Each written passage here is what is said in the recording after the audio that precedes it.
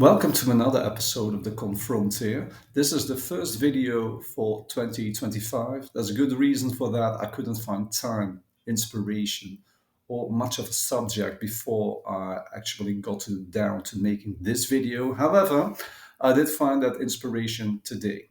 I hope you will also be ready for another video. You might have seen it in the title that International Women's Day will be, well, the theme really, but mostly this is about everyday misogyny and how not to be misogynist yourself. First of all, disclaimer, of course, I'm a man, and that always puts me at a disadvantage, I think, when talking about women's issues. But still, I try to do my very best, and I hope I will be able to give you some advice that might help you to do your very best as well. So let's get down to it. The 8th was International Women's Day 2025. Now, this may have flown past you as unnoticed as a tiny gnat, or if you're a person particularly in need of help, as annoyingly as a mosquito that won't quite leave you be. But it may be among the most important days of the year. Why? Well, it only involves half of humanity directly and the other half indirectly. I won't explain to you why we live in a man dominated, androcentric world. If you still need that explained, there are plenty of venues for you, and you are probably willingly living under that rock instead of having it thrust upon your innocent, unwitting self.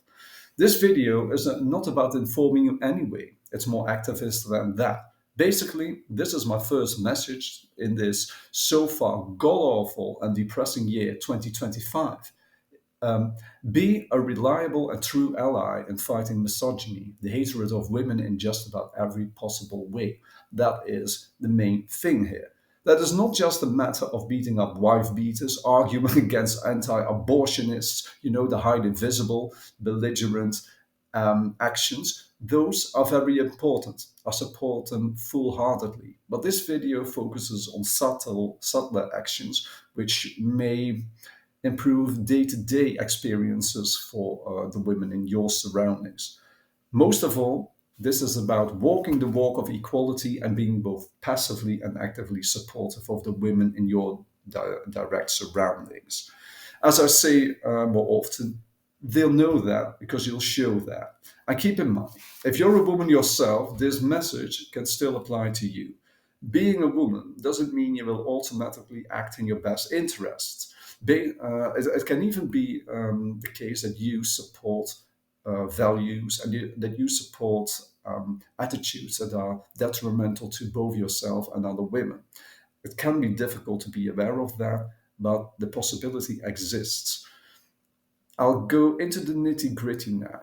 As the very first step, be feminist in your private sphere. For me, as a straight man in a straight relationship, that means I don't let my partner do every chore around the house and that I respect my partner as best as I can.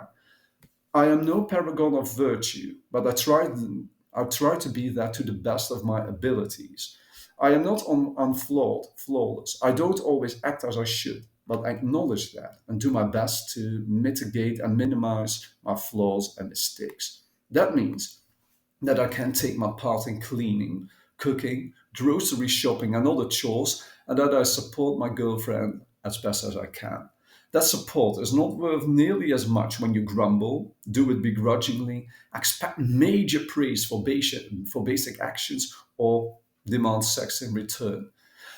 It's about doing it for basic human decency, really, because you know it is a good thing to do, and because you want to do it out of conviction, not to get something else out of it. It's not transactional. As in so many cases, basic human decency is no achievement. It's not negotiable. Nor do you do yourself any favors if you intersperse it with misogynist remarks and attitudes. I mean, I could do every chore around the house, but if I call my girlfriend, all sorts of sexist slurs, I'm still not worth much. I just muddle the picture a bit, but I am still not an ally, I'd say. Which brings me to the next part. Encouraging or accepting misogyny outside the earshot of women is not fine either. It shows far more backbone and courage when you speak out against it and act against it when among misogynists than when among women. This is when you can truly shine and put your money where your mouth is.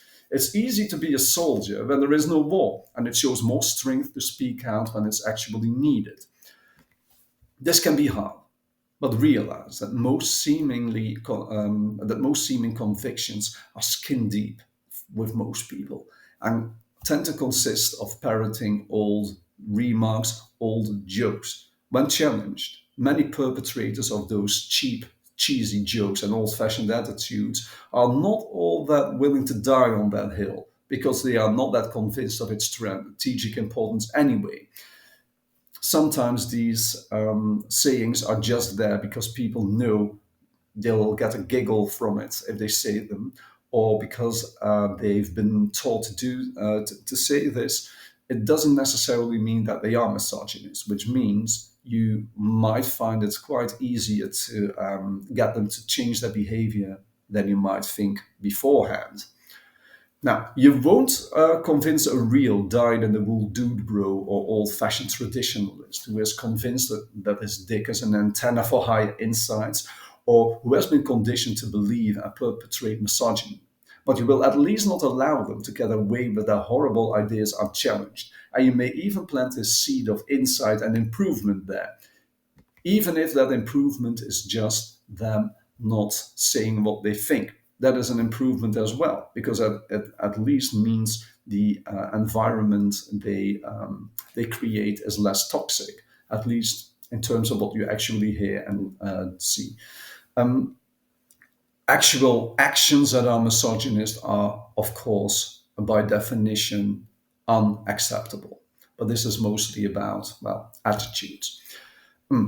Now, doing this applies at your work, of course, your hobbies, if you do them with other people, your school, if you're a student, but most of all in your social life. There, the attitude will be the hardest challenge because there and then your personal emotional safety will be on the line and your private emotional relationships with people you know.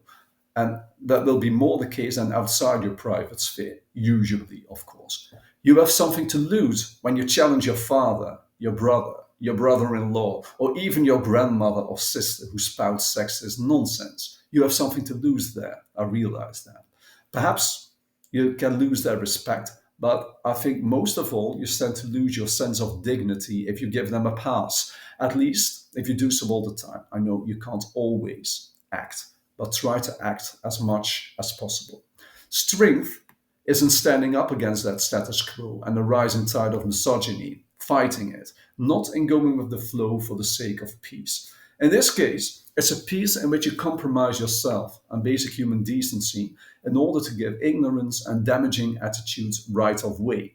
They're not right, so don't give them way. As a bit of extra guidance for men, especially young men, who hear this and struggle with the combination of their feminist attitude, which I hope you have, and their lustful feelings towards women.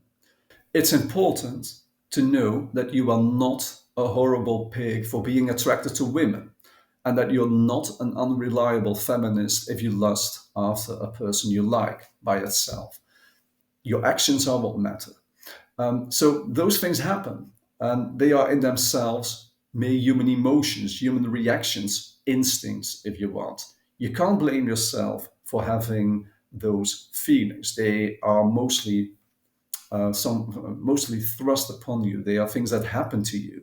So don't be too harsh on yourself when you feel those things and think that they make you horrible because they clash with convictions you have and the person you want to be. You're not a sexist or horrible being if you take a peek at your classmate's butt. Really, you don't. And you aren't. Or you notice your co-worker's beautiful jawline. That is not necessarily sexist. It's acting upon this by commenting on it, by ogling, by gossiping with other men, by pursuing someone who has made clear she wants you to back off, by not respecting boundaries, basically, by letting those feelings dominate your actions and your words. That basically that you let your biological urges and your subconscious reactions that turn you from a normal, healthy man dominate you. And those are the things that make you an obstacle or even a danger to half of humanity, because that's when you act upon feelings that you know that are in themselves not bad, but that you shouldn't act upon. By all means, confused men, confused boys, love women if you like them, but love taking them and their agency and their needs as seriously as you would those of any man. My hope is that I'll make a few more videos this year, perhaps more than a few. We'll see. I suspect 2025 will be a year that will give us all sorts of reasons to try to inspire people to improve themselves and make the world a better place. There will be plenty of reason for that, I fear. But I do not hope so, of course. Now, if you like my message, of course, and if you like these videos, don't hesitate to subscribe to my channel, and don't hesitate to share my work with other people, especially perhaps people that are especially in need of it. So, plain and sane, be a decent human being. So, build your mentality and be a good person. Bye.